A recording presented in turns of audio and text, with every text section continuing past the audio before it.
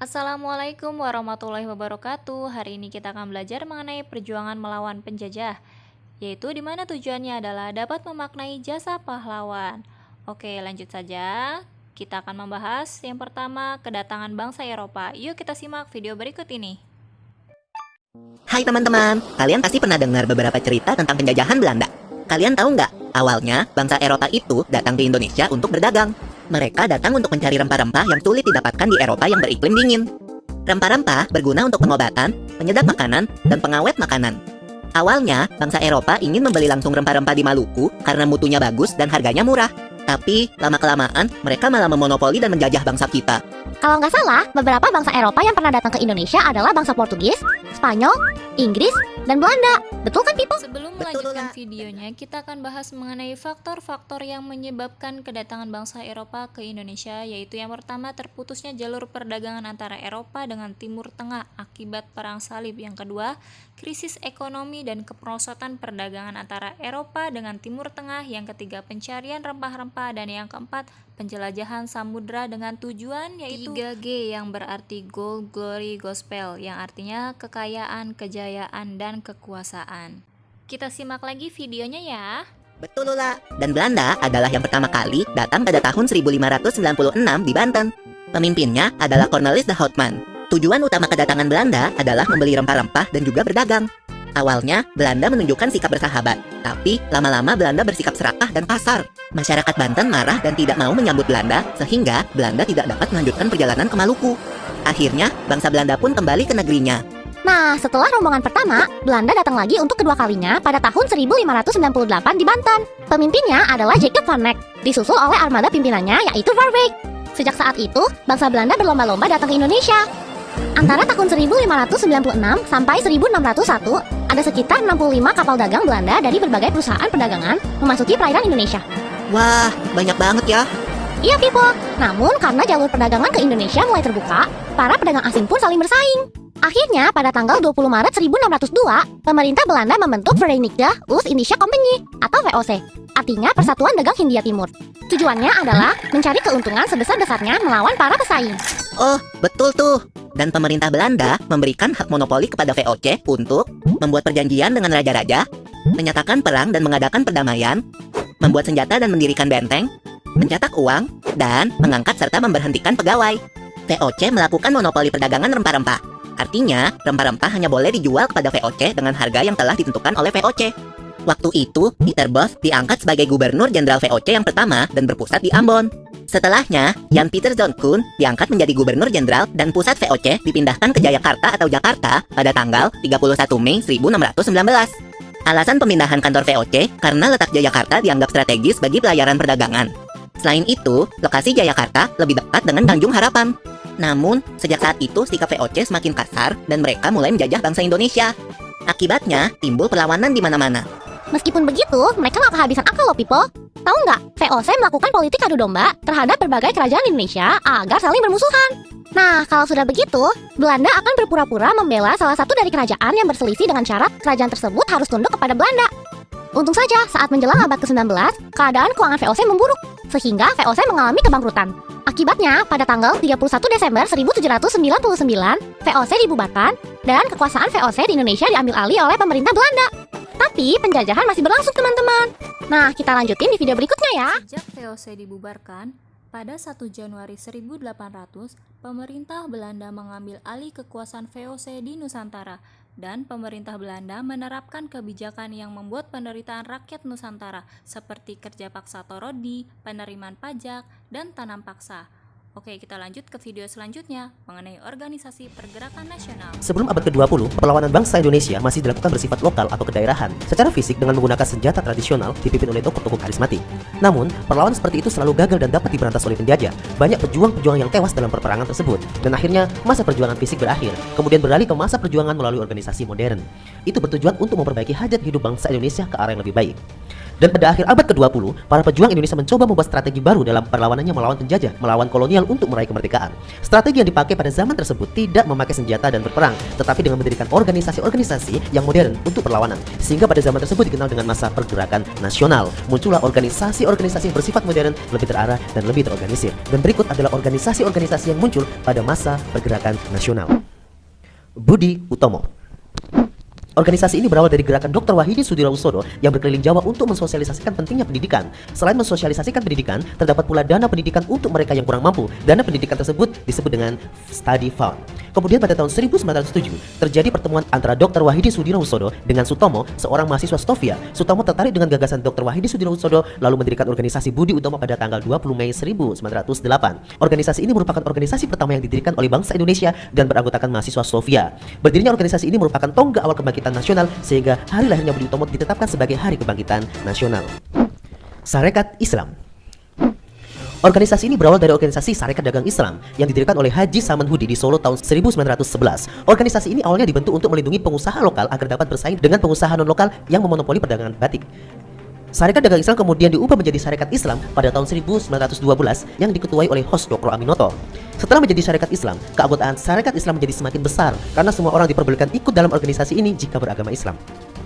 Akan tetapi, pada tahun 1921, Sarekat Islam terpecah menjadi dua kubu, yaitu Sarekat Islam Putih dan Sarekat Islam Merah.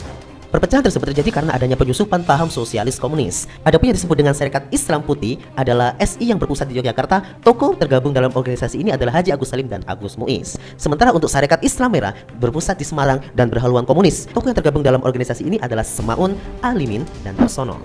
Indisci Partij didirikan di Bandung pada tanggal 25 Desember 1912. Pendiri organisasi ini antara lain Dr. Dawes Dekker atau Danu Dirja Setiabudi, RM Suwardi Suryadiningrat atau kita kenal dengan Ki Hajar Dewantoro, dan Dr. Cipto Mangunkusumo.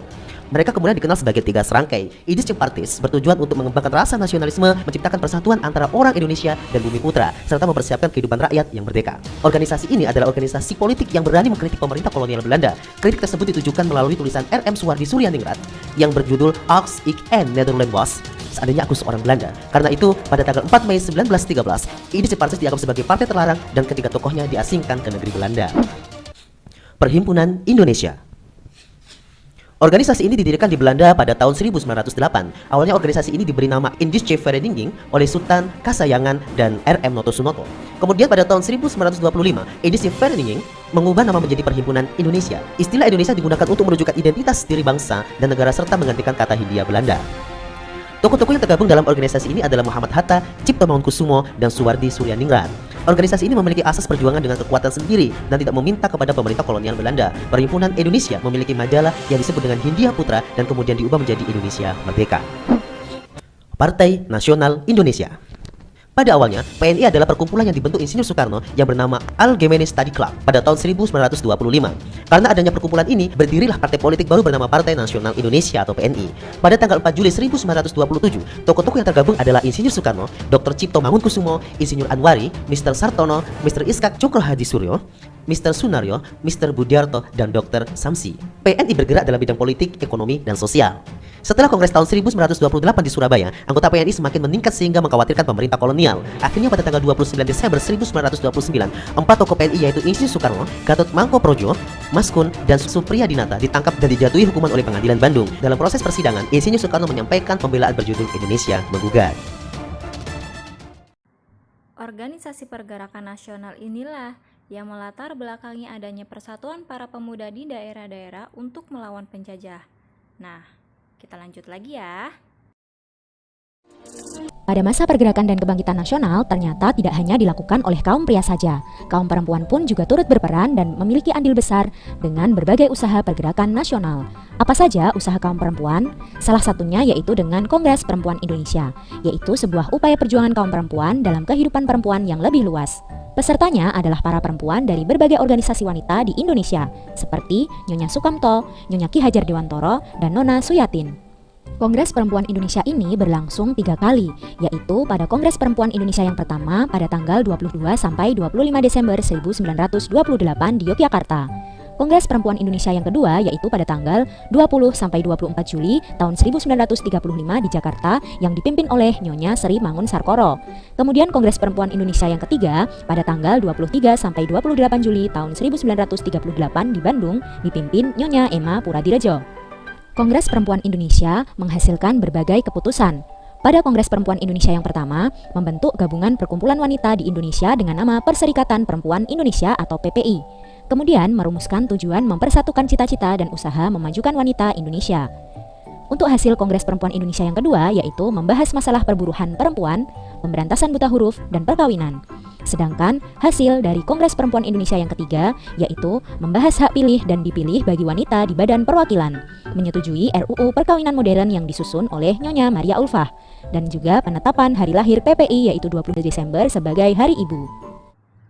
Kongres Perempuan Indonesia merupakan upaya perjuangan kaum perempuan menuju kehidupan perempuan yang lebih baik.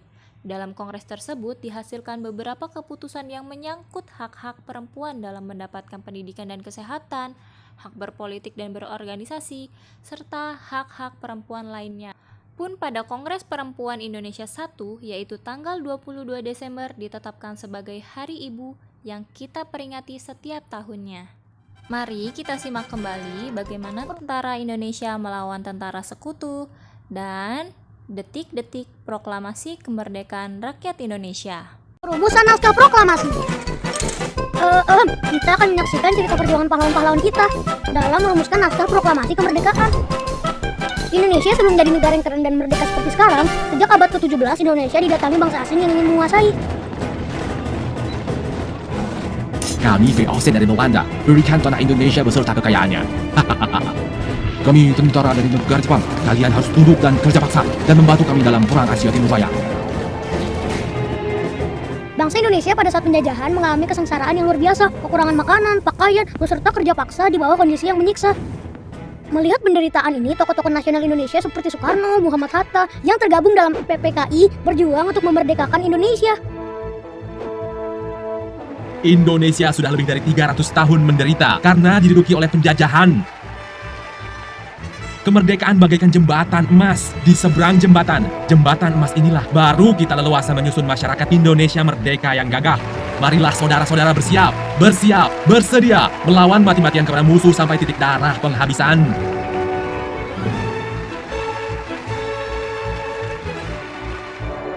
Sementara itu, tentara pembela tanah air atau TETA dan golongan pemuda terus membangun gerakan dan menunggu saat yang tepat untuk merebut kekuasaan. Gawat jenderal, Hiroshima dan Nagasaki sudah hancur karena bom atom dari Amerika. Rapor, kapal-kapal perang Amerika bahkan sudah berdatangan pantai kita. Bagaimana ini? Menyerahlah atau Jepang kami hancurkan. Maka Jepang pun menyerah tanpa syarat kepada sekutu.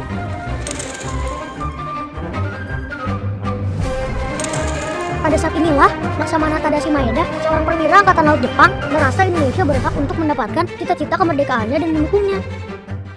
Maeda, aku sudah berhasil membawa Soekarno dan Hatta untuk segera melangsungkan proklamasi kemerdekaan. Baguslah, secepatnya kita pastikan sikap Gun Saikan kepada Jenderal Nishimura. Momen kekalahan Jepang dianggap sebagai hal yang tepat untuk melaksanakan proklamasi dan meminta Jepang memenuhi janjinya, tapi ternyata kami tidak mengizinkan kalian merdeka. Apa? Kalian sudah ingkar janji, Jenderal Nishimura. Ini perintah.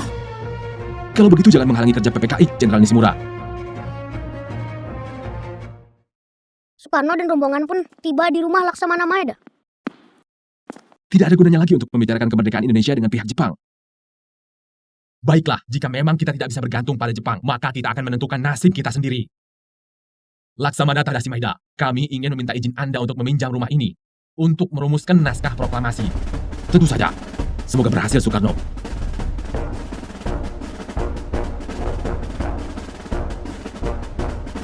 Bagaimana kita harus menuliskan naskah proklamasi kemerdekaan Indonesia ini?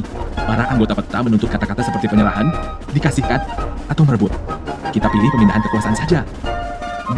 Baiklah, kita buat seperti ini. Proklamasi kami, bangsa Indonesia, dengan ini menyatakan kemerdekaan Indonesia. Hal-hal yang mengenai pemindahan kekuasaan dan lain-lain diselenggarakan dengan cara seksama dan dalam tempo yang sesingkat-singkatnya. Jakarta, 17 Agustus 1945. Wakil-wakil bangsa Indonesia. Bagaimana? Saya rasa cukup sesuai. Ya, setuju. Kita minta bantuan Muhammad Ibnu Sayyid Melik untuk mengetiknya. Saya cuma merubahnya sedikit menjadi...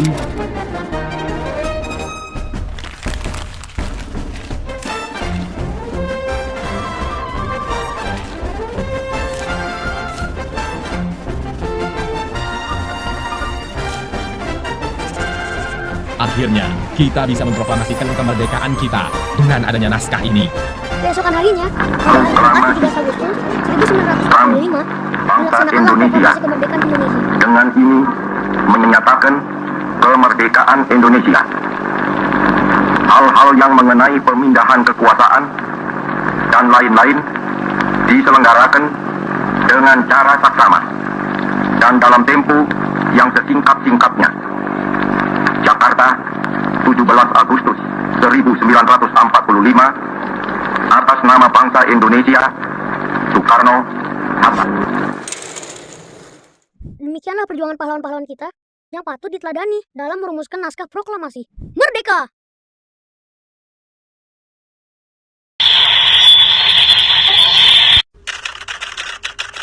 Proklamasi. Kami, bangsa Indonesia, dengan ini menyatakan kemerdekaan Indonesia. Hal-hal yang mengenai pemindahan kekuasaan dan lain-lain diselenggarakan dengan cara saksama dan dalam tempo yang sesingkat-singkatnya.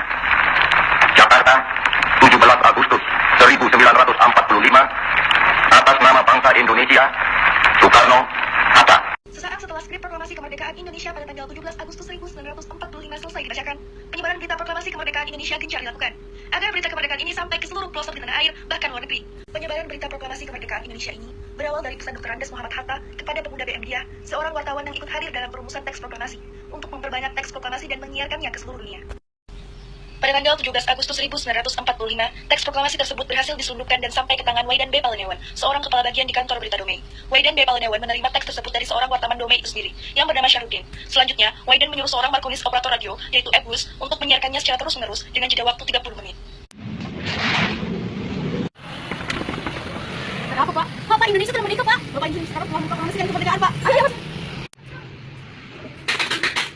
Merdeka, merdeka. Indonesia telah merdeka. Bapak Insinyur Soekarno telah memproklamasikan kemerdekaan Indonesia dengan skrip proklamasi sebagai berikut. Kami, bangsa Indonesia, dengan ini menyatakan kemerdekaan Indonesia. Hal-hal yang mengenai pemindahan kekuasaan dan lain-lain diselenggarakan dengan cara saksama dan dalam tempo yang sesingkat-singkatnya. Jakarta, 17 Agustus 1945, atas nama bangsa Indonesia, Soekarno-Hatta. Merdeka, merdeka. Indonesia telah merdeka. Bapak Insinyur Soekarno telah memproklamasikan kemerdekaan Indonesia dengan skrip proklamasi sebagai berikut. Pak, tolong disiarkan selama 30 menit betul-betul. Ya, baik. Dengar siaran dari berita Domei ini, pucuk pimpinan tentara Jepang di Jawa memerintahkan untuk terarat berita tersebut dan menyatakan sebagai kekeliruan. Akibatnya, pada tanggal 20 Agustus 1945, kantor berita tersebut disegel dan para pegawainya dilarang masuk.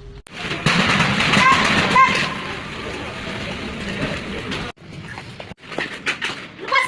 Lepas! Bawa mereka, lepas! Bawa! Ralat, Indonesia tidak merdeka! Indonesia tidak merdeka! Namun, semangat para tokoh pemuda bangsa Indonesia ini memang sangat luar biasa. Setelah kantor berita tersebut disegel, mereka tanpa sepengetahuan militer Jepang mengambil beberapa peralatan penting yang dimiliki kantor berita Domei. Kemudian, mereka membuat pemancar baru di Jalan Menteng 31 Jakarta dengan bantuan beberapa teknisi radio, yaitu Sukarman, Sutanto, Susila Harja, Suhandar, dan Muhammad Yusuf Lonodipuro. Bahkan kemudian Muhammad Yusuf Lonodipuro bertindak sebagai pembaca berita proklamasi dengan kode panggilan DJK 1.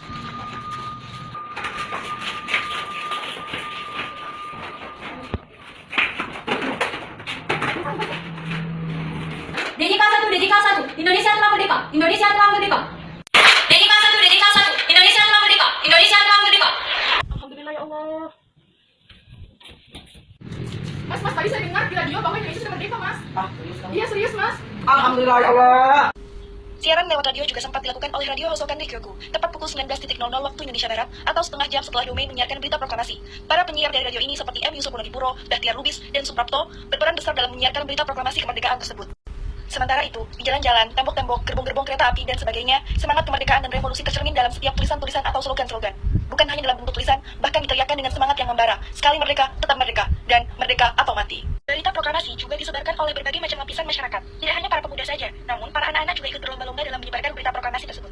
Penyebaran berita proklamasi kemerdekaan Indonesia juga disebarkan melalui beberapa surat kabar. Harian Suara Asia di Surabaya adalah surat kabar pertama yang menyiarkan berita tentang proklamasi. Berita proklamasi juga disebarkan secara langsung oleh para utusan daerah yang menghadiri sidang PPKI. Dengan demikian, dalam waktu yang singkat, berita proklamasi kemerdekaan Indonesia segera tersebar ke seluruh Indonesia.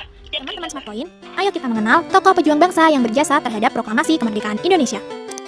Insinyur Soekarno atau Bung Karno. Lahir di Blitar, 6 Juni 1901, Jawa Timur. Bung Karno adalah salah satu tokoh yang berjasa mendirikan negara Republik Indonesia. Beliau menandatangani dan membacakan teks proklamasi atas nama bangsa Indonesia. Muhammad Hatta atau Bung Hatta. Lahir di Bukit Tinggi, 12 Agustus 1902, Sumatera Barat. Bung Hatta adalah wakil presiden pertama Indonesia yang ikut menandatangani teks proklamasi. Beliau juga dikenal sebagai Bapak Koperasi Indonesia. Ahmad Suberjo Joyo Adisuryo. Lahir di Karawang, 23 Maret 1896. Menteri Luar Negeri pertama Indonesia. Beliau merupakan tokoh golongan tua yang berperan dalam mempersiapkan proklamasi kemerdekaan. Laksamana Tadashi Maeda, seorang perwira tinggi Angkatan Laut Kekaisaran Jepang. Beliau membantu persiapan konsep teks proklamasi. Beliau orang Jepang yang bersimpati terhadap rakyat Indonesia. Sukarni Kartodiwiryo, tokoh pemuda dan pejuang yang gigih melawan penjajah. Beliau mengusulkan agar yang menandatangani teks proklamasi adalah Bung Karno dan Bung Hatta atas nama bangsa Indonesia. Fatmawati, beliau menjahit bendera pusaka Sang Saka Merah Putih yang dikibarkan pada upacara proklamasi kemerdekaan Indonesia. Sayuti Melik, tokoh pemuda yang mengetik naskah proklamasi kemerdekaan Indonesia. Nah teman-teman, itu tadi adalah 7 tokoh dalam proklamasi kemerdekaan Indonesia. Setelah merdeka, Indonesia menghadapi tantangan baru dalam upaya mempertahankan kemerdekaan. Hal ini diakibatkan oleh adanya keinginan Belanda kembali berkuasa di Republik Indonesia yang baru saja merdeka. Upaya Belanda mendapatkan titik terang dengan adanya tentara sekutu yang bertugas melucuti tentara Jepang yang ada di Indonesia. Rakyat Indonesia dengan sekuat tenaga berupaya mempertahankan kemerdekaan. Salah satu cara adalah dengan mengadakan diplomasi atau perundingan dengan pemerintah Belanda. Jalur diplomasi ditempuh oleh pemerintah Indonesia dengan mempertahankan beberapa faktor.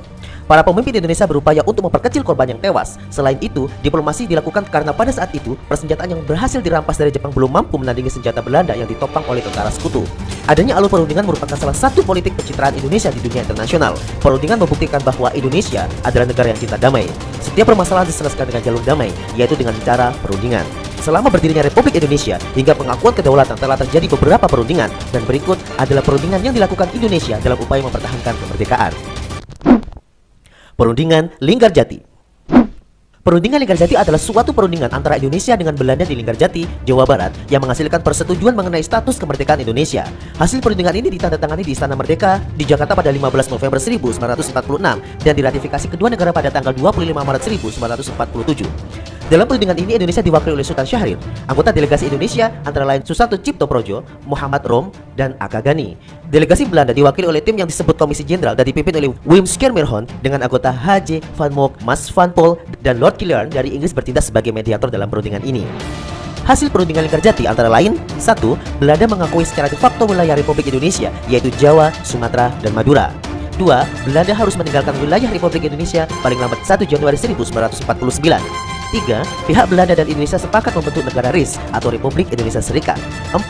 Dalam membentuk RIS, Indonesia harus bergabung dengan Commonwealth atau Persemakmuran Indonesia Belanda dengan mahkota negeri Belanda sebagai kepala uni. Pelaksanaan hasil perundingan ini tidak berjalan mulus. Pada tanggal 20 Juli 1947, Gubernur Jenderal H.J. Van Mook akhirnya menyatakan bahwa Belanda tidak terikat lagi dengan perjanjian ini. Pada tanggal 21 Juli 1947, meletuslah agresi militer Belanda I. Hal ini merupakan akibat dari perdebatan penafsiran antara Indonesia dan Belanda. Perjanjian Renville. Atas usulan KTN, pada tanggal 8 Desember 1947, dilaksanakan perundingan antara Indonesia dan Belanda di atas kapal Renville yang sedang berlabuh di Jakarta. Delegasi Indonesia terdiri atas Perdana Menteri Amir Syarifuddin, Ali Sastro Amijoyo, Dr. Chowasik Lin, Muhammad Rom, Haji Agus Salim, Narsun, dan Insinyur Juanda. Delegasi Belanda terdiri dari Abdul Qadir Wijoyo Atmojo, JHR van Vanderburg, Dr. Sau Mokil, Pangran Kartanegara, dan Zulkarnain. Ternyata wakil-wakil Belanda hampir semua berasal dari bangsa Indonesia sendiri yang pro terhadap Belanda. Dengan demikian Belanda tetap melakukan politik adu domba agar Indonesia bisa dikuasainya. Setelah selesai perdebatan dari tanggal 8 Desember 1947 sampai dengan 17 Januari 1948, maka diperoleh hasil persetujuan damai yang disebut dengan Perjanjian Renville. Pokok-pokok isi Perjanjian Renville antara lain sebagai berikut. Belanda hanya mengakui Jawa Tengah, Yogyakarta, dan Sumatera sebagai bagian wilayah Republik Indonesia. Disetujuinya sebuah garis demarkasi yang memisahkan wilayah Indonesia dan daerah pendudukan Belanda. TNI harus ditarik mundur dari daerah-daerah kantongnya di wilayah pendudukan di Jawa Barat dan Jawa Timur. Perjanjian ini dinilai sangat merugikan Indonesia karena wilayah Indonesia yang semakin sempit. Keadaan semakin bertambah parah ketika Belanda melakukan blokade ekonomi pada wilayah-wilayah kekuasaan Republik Indonesia. Seperti pada perundingan Linggarjati, pada perundingan Revel ini bangsa Belanda mengingkari janjinya dengan cara melakukan agresi militer yang kedua. Pada tanggal 19 Desember 1948, Belanda menyerbu ibu kota Republik Indonesia saat itu yaitu Yogyakarta. Presiden, wakil presiden dan beberapa menteri ditangkap oleh Belanda, sedangkan tentara yang dipimpin oleh Jenderal Sudirman melakukan aksi perang gerilya. Perjanjian Rome-Royen. Perjanjian Rome-Royen, juga disebut Perjanjian Rome-Van Rooyen, adalah sebuah perjanjian antara Indonesia dengan Belanda yang dimulai pada tanggal 14 April 1949 dan akhirnya ditandatangani pada tanggal 7 Mei 1949 di Hotel des Indes, Jakarta. Namanya diambil dari kedua pemimpin delegasi, Muhammad Rom dan Herman van Rooyen. Maksud pertemuan ini adalah untuk menyelesaikan beberapa masalah mengenai kemerdekaan Indonesia sebelum konferensi meja bulat di Den Haag pada tahun yang sama. Adapun hasil perjanjian Rome-Royen antara lain: 1. Angkatan bersenjata Indonesia akan menghentikan semua aktivitas gerilya. 2. Pemerintah Republik Indonesia akan menghadiri konferensi meja bulat. 3. Pemerintah Republik Indonesia dikembalikan ke Yogyakarta. 4. Angkatan bersenjata Belanda akan menghentikan semua operasi militer dan membebaskan semua tawanan perang. Kemudian pada tanggal 22 Juni sebuah pertemuan lain diadakan dan menghasilkan keputusan. Kedaulatan akan diserahkan kepada Indonesia secara utuh tanpa syarat sesuai perjanjian Renville pada 1948. Belanda dan Indonesia akan mendirikan sebuah persekutuan dengan dasar sukarela dan persamaan hak, dan India Belanda akan menyerahkan semua hak, kekuasaan, dan kewajiban kepada Indonesia. Terdapat banyak sekali dampak dari adanya perjanjian Rome-Royen kepada keadaan Indonesia. Isi perjanjian Rome-Royen termasuk pembebasan tahanan politik, sehingga Soekarno dan Bung Hatta kembali ke Yogyakarta setelah sekian lama diasingkan. Yogyakarta juga menjadi ibu kota sementara Indonesia. Terjadi penyerahan mandat dari Syarifuddin Prawira Negara sebagai Presiden Pemerintah Darurat Indonesia kembali kepada Soekarno. Yang paling mencolok dari dampak adanya perjanjian Rome-Royen ini adalah adanya gencatan senjata antara Belanda dan Indonesia. Perundingan Rome-Royen pun berujung kepada dilaksanakannya konferensi meja bulat di Den Haag, Belanda, dan menyelesaikan permasalahan antara Indonesia dengan Belanda. Konferensi Meja Bundar.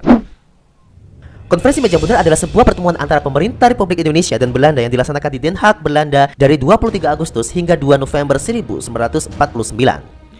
Pada konferensi meja bundar, delegasi Indonesia dipimpin oleh Muhammad Hatta dengan anggota Muhammad Rum, Supomo, J. Lainema, Ali Sastro Amijoyo, Sukiman, Suyono Hadinoto, Sumitro Joyo Hadikusumo, Aka Bringo Dikdo, Kolonel B. Simatupang, Sumardi, dan Insinyur Juanda.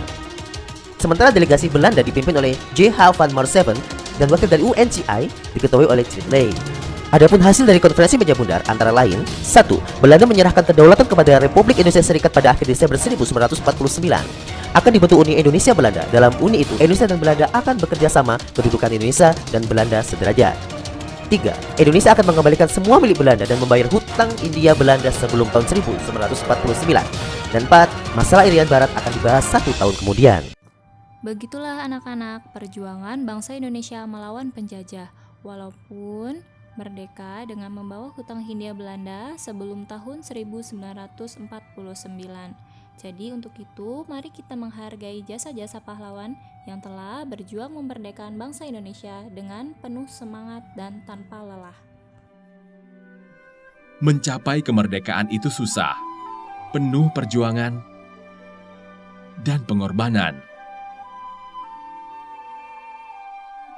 Di seberang jembatan emas inilah baru kita leluasa menyusun masyarakat Indonesia merdeka yang gagah, kuat, sehat, kekal, dan abadi.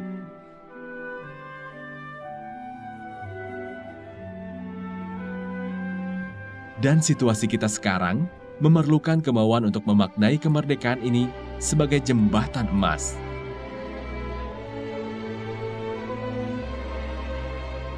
Tugas kita selalu generasi muda sebagai pelajar adalah belajar dengan rajin dan gemar membaca, supaya bisa mengisi waktu demi menyiapkan diri sebagai generasi yang hebat dan membanggakan orang tua dan bangsa.